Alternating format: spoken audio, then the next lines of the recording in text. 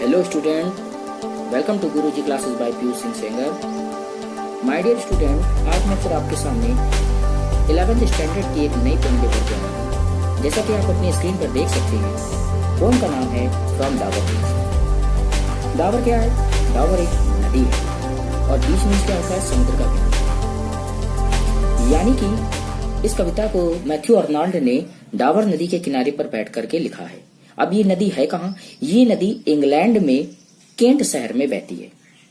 इस नदी के किनारे बैठा हुआ है और कवि समुद्र की उठती और गिरती लहरों को देख रहा है और ये सोचता है कि ये संसार वास्तव में बहुत ही सुंदर है और आकर्षक है। लेकिन अगले ही क्षण उसे ये भी आभास होता है कि इस संसार में न तो प्रेम है, न सत्यता है और न ही सहानुभूति।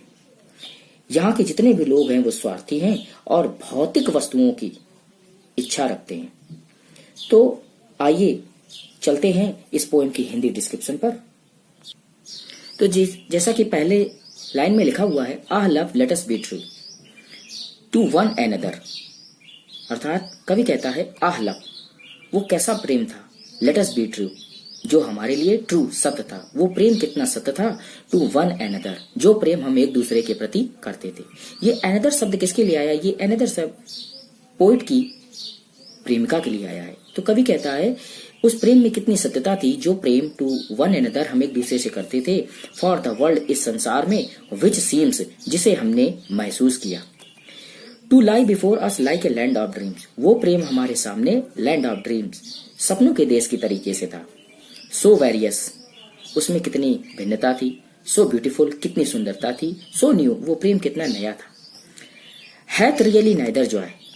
अगली लाइन में फिर कभी कहता हैथ रियली नाइदर जॉय, अब तो नाइदर, ना तो, रियली, वास्तव में, अर्थात अब वास्तव में ना तो जॉय आनंद है, नॉर लव, ना प्रेम है, नॉर लाइट, और ना ही प्रकाश, ना ही कोई रोशनी है, नॉर सर्टिट्यूड, ना ही निश्चितता है, सर्टिट्यूड माने निश्चितता, नॉर पीस, ना शांति है, नॉर हेल्प फॉर पेन, और ना ही दर्द के समय मदद करने वाली भावनाएं।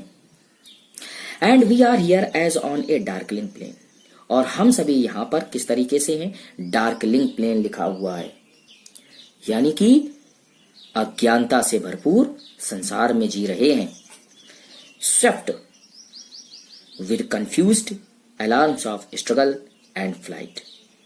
फिर स्वेप्ट लिखा हुआ है, स्वेप्ट मीन्स बहना, with confused alarms of struggle, confuse alarm लिखा हुआ है भय और अज्ञानता। हम सभी भय और अज्ञानता में बहे जा रहे हैं, और ऑफ स्ट्रगल, और जो हमारा ये संघर्ष है, एंड फ्लाइट, जो संघर्ष हमें आगे जाकर ले जाएगा, वो संघर्ष कैसा है? कंफ्यूज्ड अलार्म है, यानी भय और अज्ञानता से भरा हुआ है।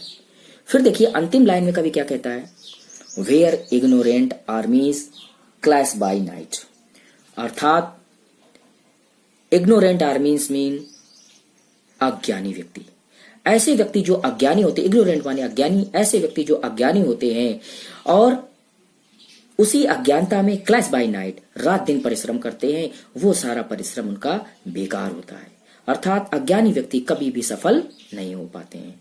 तो इस कविता में कवि ने हमें यही समझाने का प्रयास किया है, मोरालिटी यही दी है, नैतिकता यही है कि हम सभी को प्रेम पूर्वक रहना चाहिए, एक दूसरे की भावनाओं को समझना चाहिए, क्योंकि ये संसार वास्तव में कहीं ना कहीं से हम सभी की भावनाओं से जुड़ा हुआ है। प्राकृतिक प्रेम जरूर होना चाहिए, मटेरियल यानी भौतिक वस्तुओं की हमें कामना नहीं करनी चाहिए, क्योंकि प्रेम ही सत्य है और प्रेम से बढ़कर इस संसार में कोई दूसरी चीज नहीं है। यही मैथ्यू अर्नाल्ड ने हमें इस कविता में समझाने का प्रयास किया है।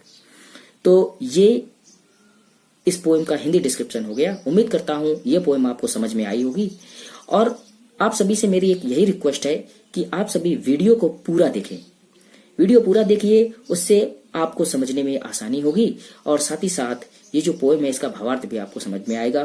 पूरा वीडियो जरूर से जरूर देखिए, और साथ ही साथ मेरे चैनल गुरुजी क्लासेस बाय पीयूष सिंह सेंगर को सब्सक्राइब करें।